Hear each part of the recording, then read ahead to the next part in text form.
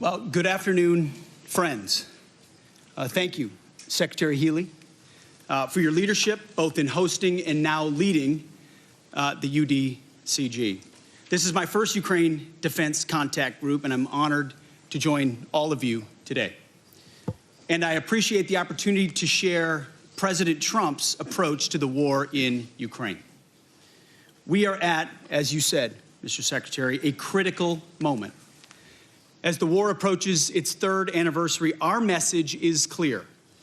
The bloodshed must stop, and this war must end.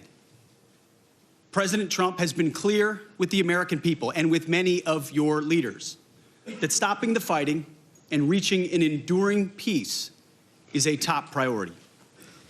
He intends to end this war by diplomacy and bringing both Russia and Ukraine to the table. And the U.S. Department of Defense will help achieve this goal. We will only end this devastating war and establish a durable peace by coupling allied strength with a realistic assessment of the battlefield.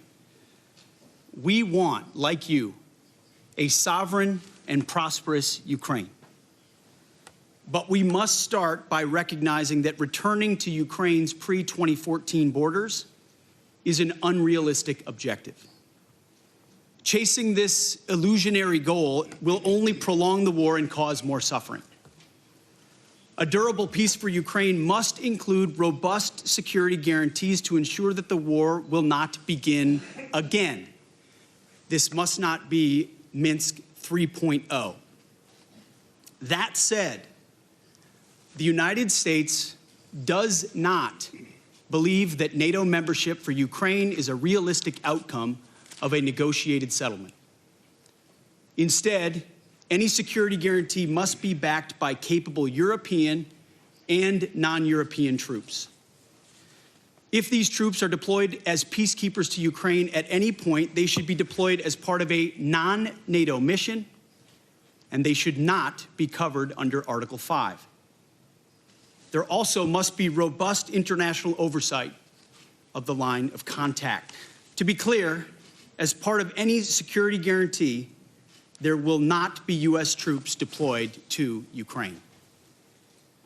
To further enable effective diplomacy and drive down energy prices that fund the Russian war machine, President Trump is unleashing American energy production and encouraging other nations to do the same. Lower energy prices, coupled with more effective enforcement of energy sanctions, will help bring Russia to the table. Safeguarding European security must be an imperative for European members of NATO. As part of this, Europe must provide the overwhelming share of future lethal and non-lethal aid to Ukraine. Members of this contact group must meet the moment. This means donating more ammunition and equipment, leveraging comparative advantages, expanding your defense industrial base, and importantly, leveling with your citizens about the threat facing Europe.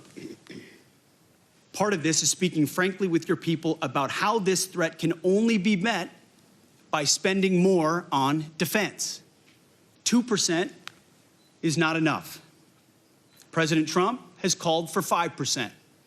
And I agree.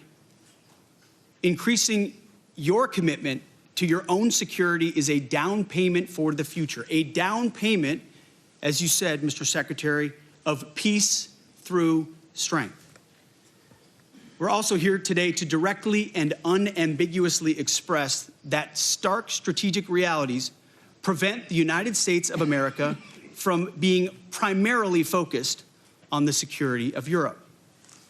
The United States faces consequential threats to our homeland. We must and we are focusing on security of our own borders. We also face a peer competitor in the communist Chinese with the capability and intent to threaten our homeland and core national interests in the Indo-Pacific.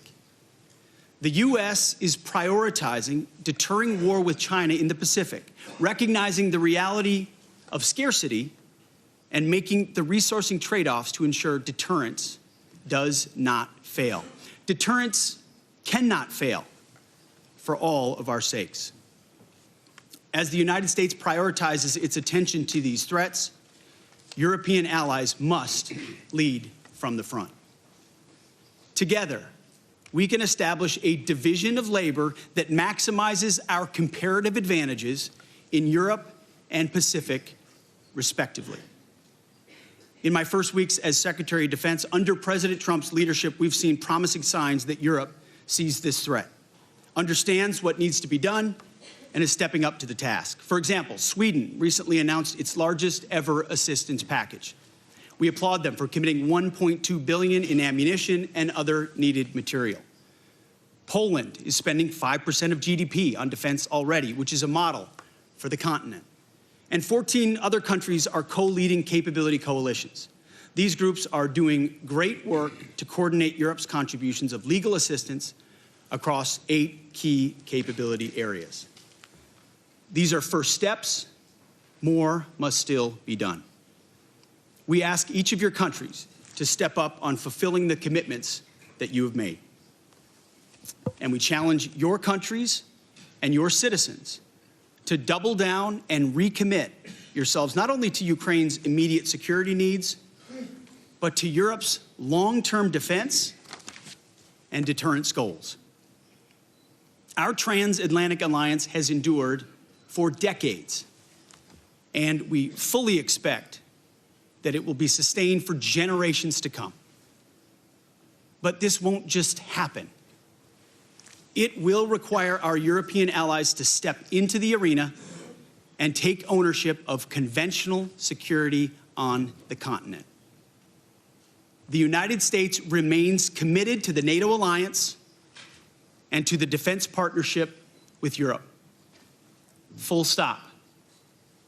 But the United States will no longer tolerate an imbalanced relationship which encourages dependency.